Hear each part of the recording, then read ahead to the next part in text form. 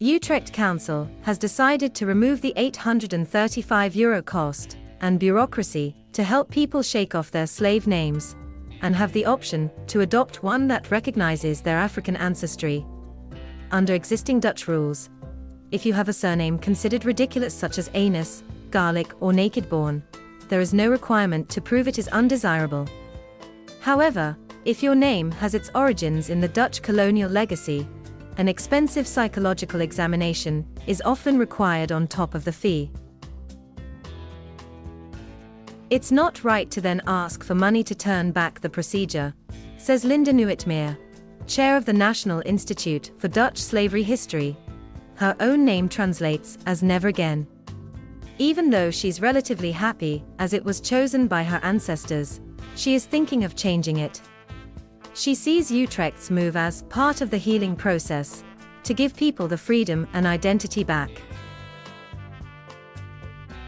Between 1596 and 1829, the Dutch shipped more than 500,000 Africans across the Atlantic Ocean to work on plantations.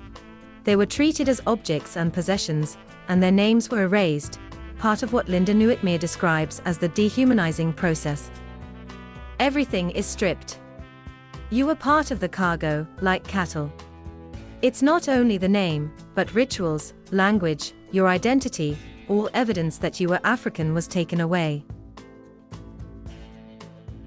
The Netherlands was one of the last countries to abolish slavery in 1863, 30 years after British abolition. Even then, slaves in Suriname, on the northeast coast of South America, had to wait 10 years to be fully free. Slaves were also shipped to Brazil, as well as Haiti, Curaçao, and elsewhere in the Caribbean. Anyone enslaved in Suriname had to be on a slave register, so it is known that some 80,000 people lived in slavery there in the 30 years before abolition. Freed slaves were given artificial names, often tied to the slave owner, the plantation, or random amalgamations of Dutch cities or Dutch-sounding words, although regular Dutch surnames were banned. Berghout and Seedorf were used, as was Madratsma and Eendracht, a plantation name that means harmony. Other names translate as obedient, cheap, tame, and submission. Linda Nuitmeer believes these names serve as a reminder they were once subordinate, and that the chain was never fully relinquished. With that link to their ancestral home long destroyed, many have gone in search of their African roots to find a name that better represents who they are. Among them was Ya, who went to Ghana. And now Utrecht is removing the cost. He plans to make Ya official, replacing his existing name Gano Macintosh. As soon as that door opens, he gestures to the city hall, I'll be at the front of the queue. Last year almost 3,000 people opted to switch their surnames, but only one mentioned colonial connotations. Utrecht's promise to cancel the fee and paperwork has already resulted in hundreds of expressions of interest. Maybe it's not the exact same name our ancestors had, Ms. Nuitmeer explains, but it was given within the spirit from Africa. And that's really powerful to give your children and descendants. Their names are an integral part of their identity, she says. After emancipation, some created collectives and bought the cotton fields. For them, adopting a new name was an act of empowerment, as the owned became the owners. Ms. Nuitmeer believes they would have understood why their descendants were trying to rediscover what she calls their African energy. A slavery exhibition was recently held at the Rijksmuseum in Amsterdam, curated by its head of history, Valke Smulders. We meet in The Hague's Historic Center, in Langvoorhout, which she explains was built on wealth generated by the slave trade. Ms. Smulders is mixed race and descended from the enslaved, enslavers and contractors.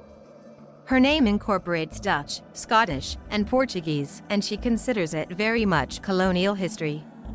For her, changing a surname is a complex, personal choice, and unlikely to create an immediate rush among as many as 1 million people in the Netherlands. People react very differently to circumstances. So for some, might be something that they want to embrace, she explains. Many people who have a Dutch name plan to keep it, because numerous studies have shown a foreign-sounding name in the Netherlands can expose you to discrimination in education, housing, or employment.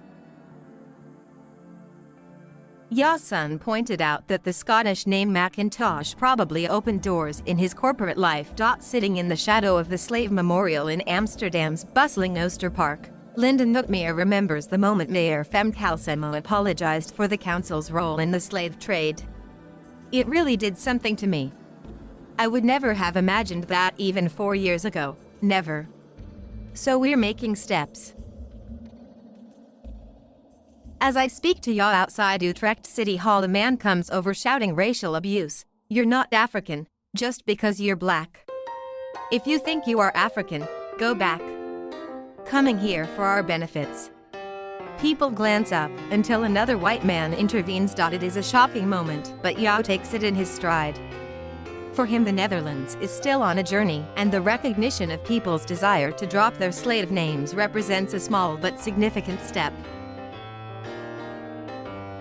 Dutch people claim that they are really liberated and the country is liberated. Then you see these things, this behavior, he says. The worldwide Black Lives Matter movement has made a difference, he believes, and the name-changing move is part of a process that shows greater awareness.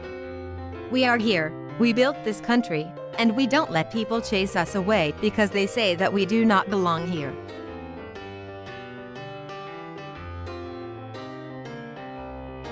Thank you for watching. Please subscribe